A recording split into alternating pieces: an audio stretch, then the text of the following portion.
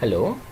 So let us start our discussion on diode circuits, and mainly we'll focus on the rectifiers today, and different kind of rectifiers we'll look into and their working principle only.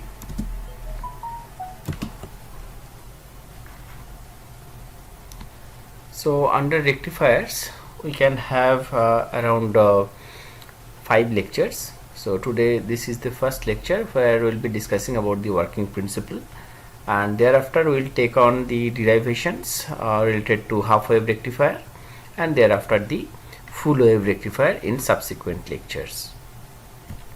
So now coming to the different types of diode circuits, if we have a look into the different kind of diode circuits, then we can find the popular diode circuits are rectifiers,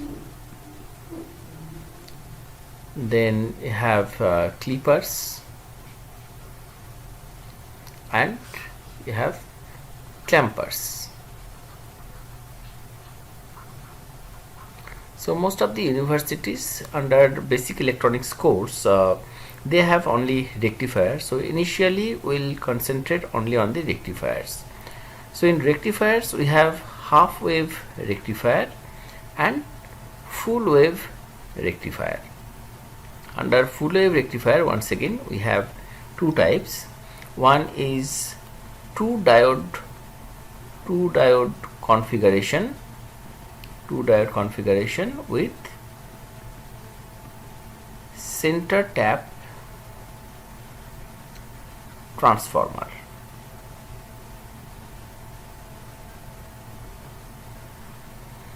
And another is four diode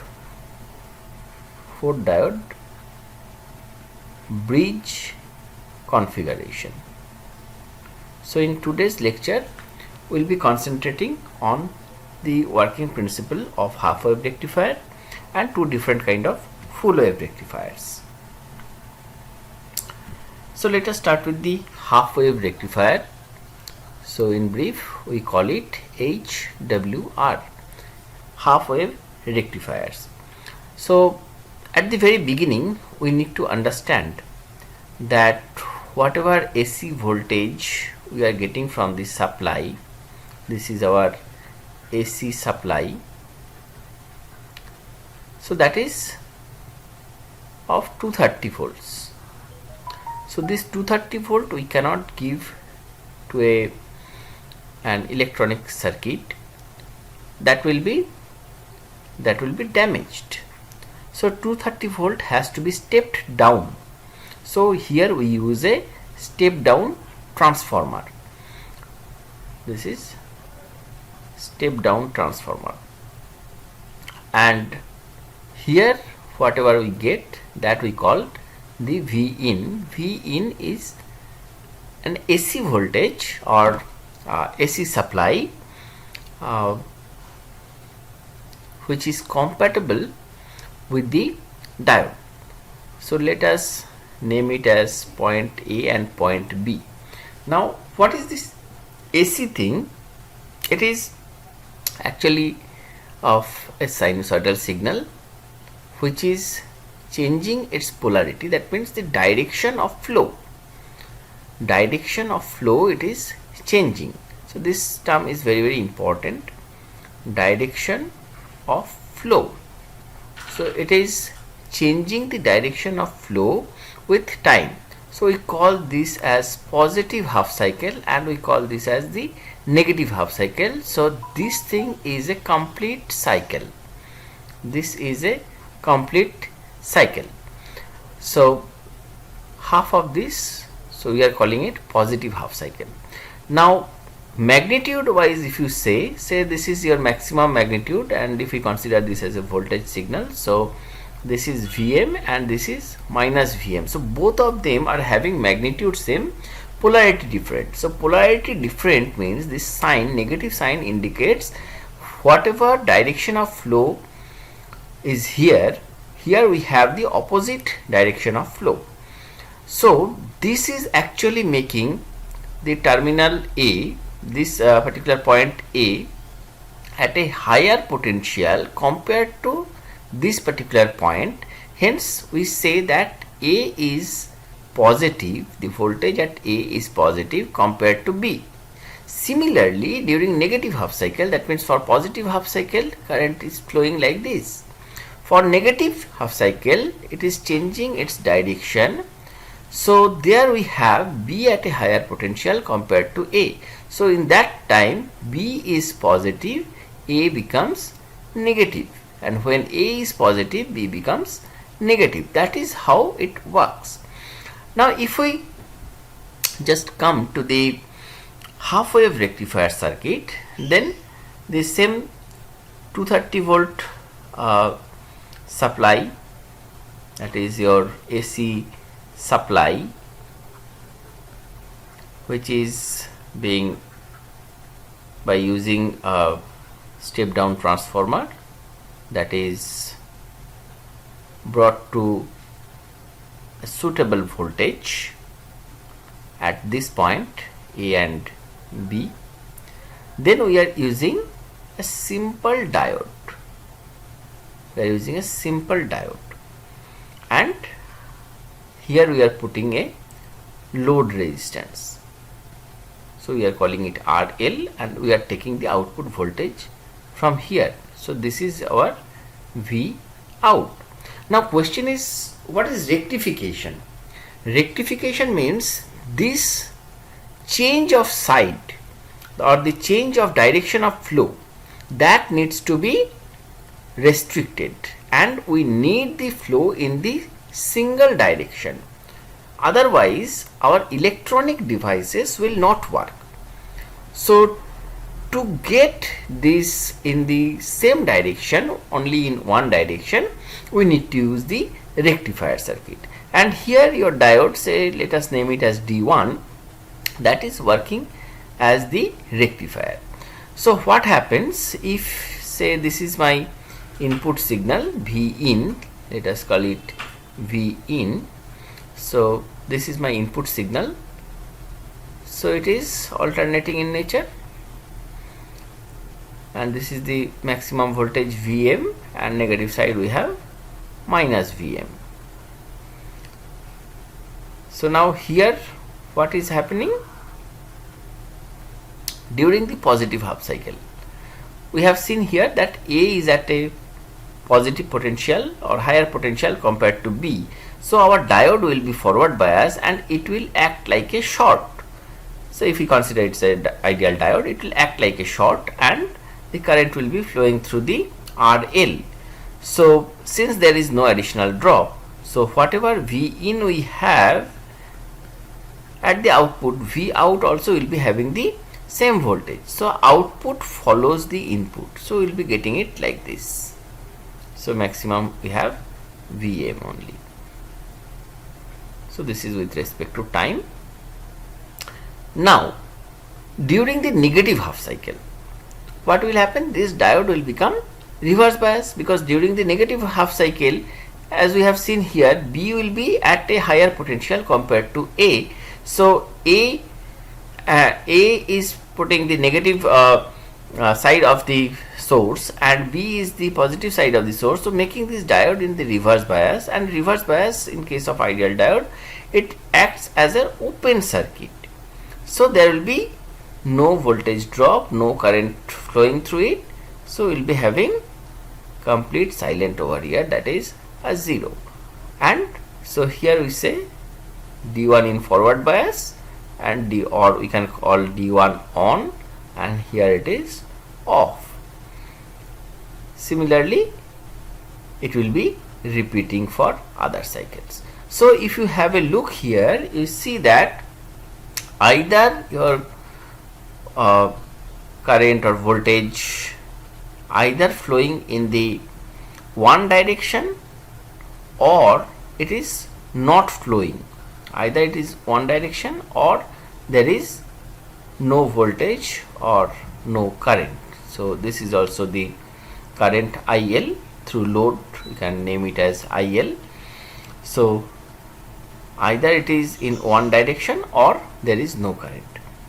That means we are making this alternating signal one directional signal, but at the cost of half of my wave is silent.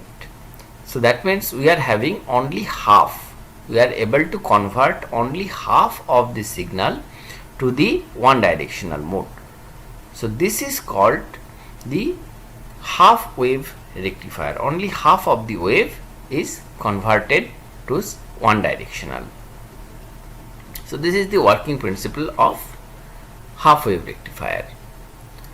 Now if we go for the full wave rectifier, so we have seen that there are two different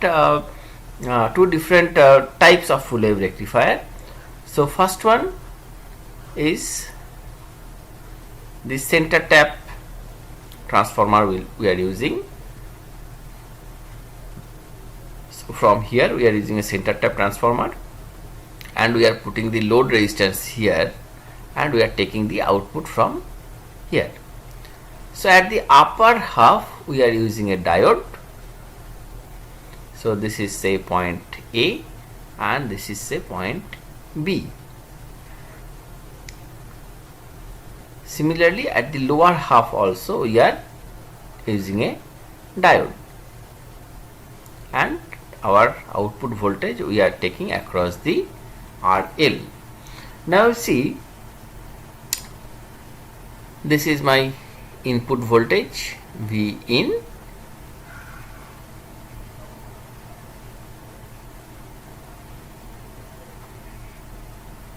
okay. So during positive half cycle, what is happening? Diode D1 is it forward bias, because point A is positive compared to point B.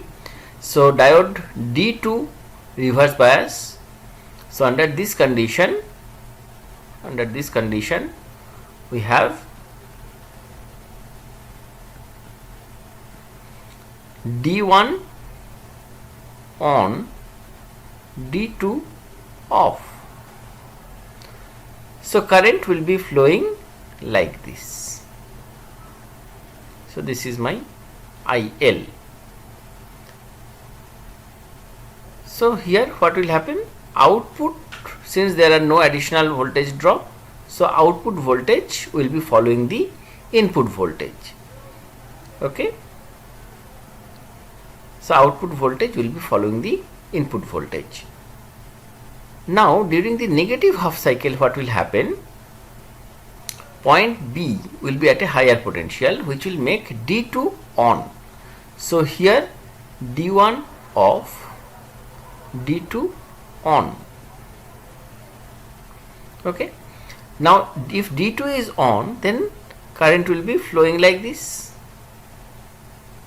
Now if see, the flow of current is in the same direction for both the cases, and as a result of that the output will follow the input, and that will be repeated. So this is your output voltage.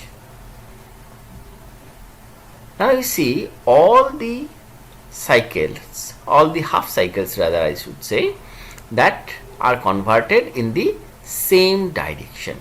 So we are basically getting a DC but with some ripple. Ripple means it is a mixed DC, both DC component and AC component are there in this signal.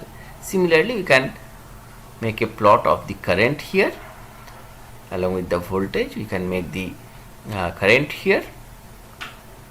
So it is also similar. This kind of output we will get for the current, and we have the maximum current IM here.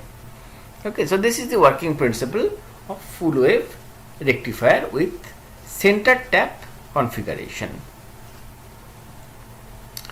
Now another full wave rectifier with bridge configuration. So it is most popularly known as bridge rectifier.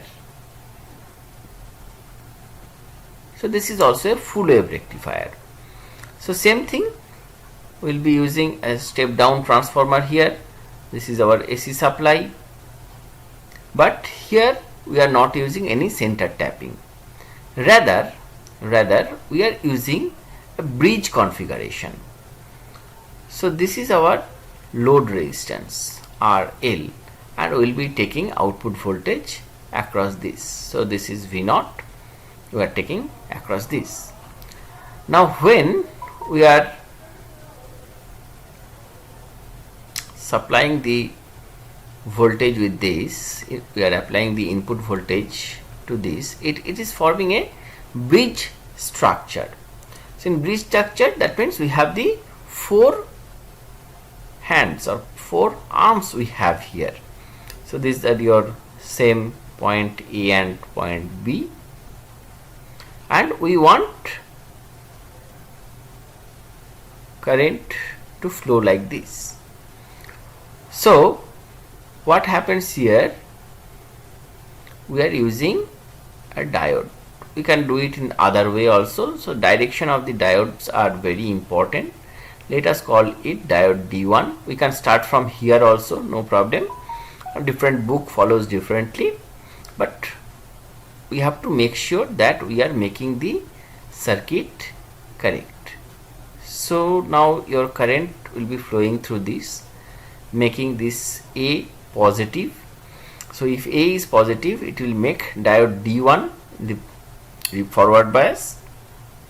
Then current will be flowing from here, and circuit has to be closed. So we have to put another diode which will also be put in the same direction. That means now this diode is also forward bias. So that means current will be flowing like this and circuit will be complete. Now during next half cycle, when B is positive, so it will make this diode reverse bias. So this is an open circuit and there will be flow of current through this. So let us call it, this is D1, this is D2. So let us call it D3. So current is flowing from here, and we have to make sure that circuit is complete. So that means with this same direction we have to put the diode. So this is how this bridge structure is made, and you can see both the cases direction of the current flowing through RL is same, and here also we will be getting the same type of output for both voltage, output voltage and the load current. So this is your V out and it is in the same direction. Now these are called pulsating DC. Pulsating DC. That means it is containing both DC and AC components. So presence of AC in the output signal is called ripple. So this is an important term. This is called ripple. Now by using filters we can remove these ripples. So at the output of the rectifier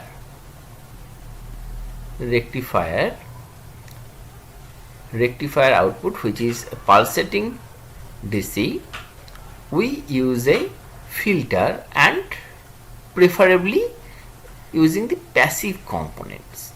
So passive components means we have capacitor and inductor. So capacitor is having a reactance Xc equal to 1 by 2 pi f C, and inductor is having a reactance 2 pi f L. So C for a capacitor, C is constant, 2 pi is also constant. So F is only the variable thing, and F is what? The frequency components present in the output of the rectifier. That means your pulsating DC, whatever component is available.